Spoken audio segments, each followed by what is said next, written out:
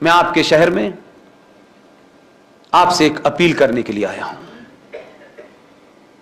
और अपील में कोई मैं बहुत आपको घुमा फिरा के नहीं कहना चाहता, साफ शब्दों में कहना चाहता हूं, ताकि आप ये न कहें कि पुष्पेंद्र साहब उर्दू में कुछ कह रहे थे। और आप जब किसी से कहेंगे हां वो उर्दू बोलते तो बहुत हैं, हो सकता है आपकी समझ में ना आए।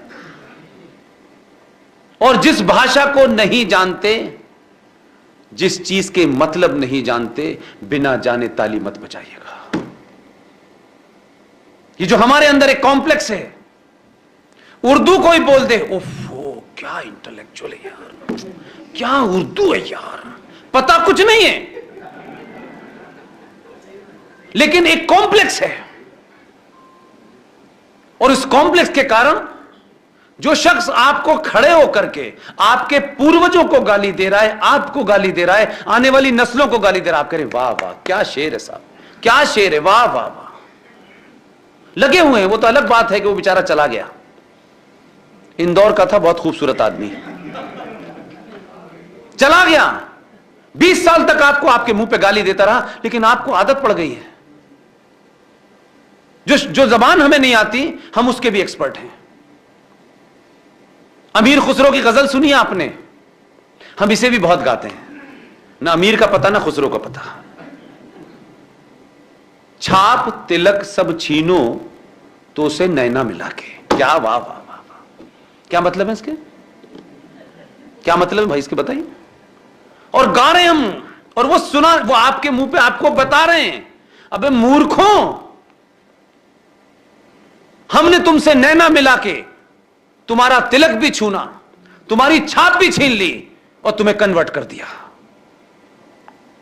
वो साफ कह रहा है, इसका यही मतलब है अमीर खुसरो की गजल का। मैं कुछ उसमें टेम्परिंग नहीं कर रहा, लेकिन हम सुनते हैं क्या अमीर खुसरो की गजल, क्या बात है, क्या बात है साहब। आपने कभी कहा कि हमने तो उससे नैना मिला के तेरी दाढ़ी भी छीनी और पजामा भी छीना और कुर्ता भी छीना, कभी कहा? आपको पता ही नहीं। इसी तरीके से वो राहत इंदौरी चले गए, अल्लाह को प्यारे हो गए। वो रोज कहता था आपसे कि जो साहिबे मसनद हैं ये किराएदार हैं, मकान मालिक नहीं है। ओहो हो, हिंदू समाज तो ऐसे ताली बजाता था, लगता था कि फिराक गोरखपुरी यहीं पैदा हुए हैं सारे। उसका मतलब जानते हैं क्या था? 50 बार मुझे बताना पड़ा, कहता भाई मेरे, मुझे अंग्रेजी नहीं आती, I am not very competent in English, Urdu में बात करें मुझसे, मौलवी करे, हाजी करे उर्दू में बात, वो मेरी मादरी जबान है। मुझे प्राउड होना चाहिए अगर मुझे कोई लैंग्वेज आती है तो। और उर्दू जानने से आप मुसलमान नहीं हो जाते, क्योंकि मुसलमानों का उर्दू से कोई लेना देना नहीं है। यह गलतफहमी है आपको कि उर्दू मुसलमानों की जबान है। किसने कहा? कहां से आई उर्दू? इस्लाम कहां पैदा हुआ, वहां उर्दू बोली जा रही थी? हमारे ही खित्ते की जबान है। फिराक गोरखपुरी कौन था? प्रेमचंद कौन था? कृष्णचंद कौन थे? नहीं पता आपको? उर्दू का पहला छापा खाना लखनऊ में खुला, सक्सेना साहब का था। यह बिल्कुल वैसे ही झूठ है जैसे कहते हैं कुरान मजीद आसमानी किताब है, बगैर कोरियर के नीचे आई है। आसमानी किताब है। अरे भाई आई कैसे नीचे, ये तो बताओ। वैसे ही जैसे घोड़े के पर लगे हुए थे, वो उड़ के उस पे गए थे। वो घोड़ा मिला नहीं जिसके पर लगे हुए थे, लेकिन चल रहा है, हम सुन रहे हैं। जो आज साहिबे मसनद हैं वो किराएदार हैं, मकान मालिक नहीं है। मसनद का मतलब समझते हैं आप लोग? गुजराती लोग हैं, आप लोग नहीं समझते होंगे, ये यूपी बिहार में ज्यादा होता है। पुराने जमाने में जो राजा महाराजा होते थे वो कुर्सी पे नहीं बैठा करते थे। अगर नेहरू जी को आपने देखा हो खेलते हुए, मैदान में नहीं, बिस्तर पे अक्सर खेलते थे वो, उसको देखा हो तो उनके हाथ में एक गोल का तकिया होता था, उसे मसनद कहते हैं। जो गोल तकिया होता है जिसे लोग पीछे टेक लगा के बैठते हैं, उसे मसनद कहा जाता है। राजा महाराजा उसी मसनद को लगा करके सुल्तान अपना दरबार चलाते थे। इसका क्या मतलब है? जो आज साहिबे मसनद हैं, यानी आज 1947 के बाद से जो इस मसनद पे टेक लगा के बैठे हैं, ये किराएदार हैं, मकान मालिक नहीं है। आया समझ में? अभी भी नहीं आया हो तो फिर समझा देता हूं। 1947 के बाद भारत की सत्ता हिंदुओं के पास चली गई है। ये सिर्फ कुछ दिन के किराएदार हैं, असली मकान मालिक तो हम हैं, क्योंकि हमारा बाप बाबर था, अकबर था, औरंगजेब था। ये कुछ दिन के लिए हैं, हम इनको खाली कराएंगे। इसी मुहिम में चल रही कहानी। वो शेर पढ़ रहा है, आप ताली बजा रहे हैं। तो आप शब्दों को समझें, भाषा को समझें, संकटों को समझें, लड़ने की तासीर पैदा करें। नहीं तो हम सिर्फ यही गिनेंगे कि हरियाणा में निकिता को मार दिया, दिल्ली में अंकित शर्मा को मार दिया। हम यही गिनती करते रहेंगे। और क्योंकि एक खामोश समाज हमेशा वो रास्ता ढूंढता है जिससे हमें किसी प्रॉब्लम को इनकाउंटर न करना पड़े। हम तो इतने, मतलब हमारे पास साधन ही नहीं है। अगर आप मुझसे पूछो तो, अगर आप टिकट न भेजें और बड़ौदा में मेरे पीयूष जी मेरे मेहरबान न हो तो मेरी हैसियत नहीं है।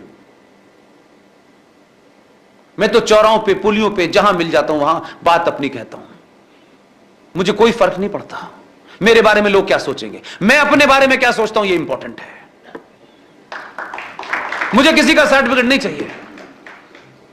मुझे लगता है कुछ काम मैं कर सकता हूं, मैं कर रहा हूं।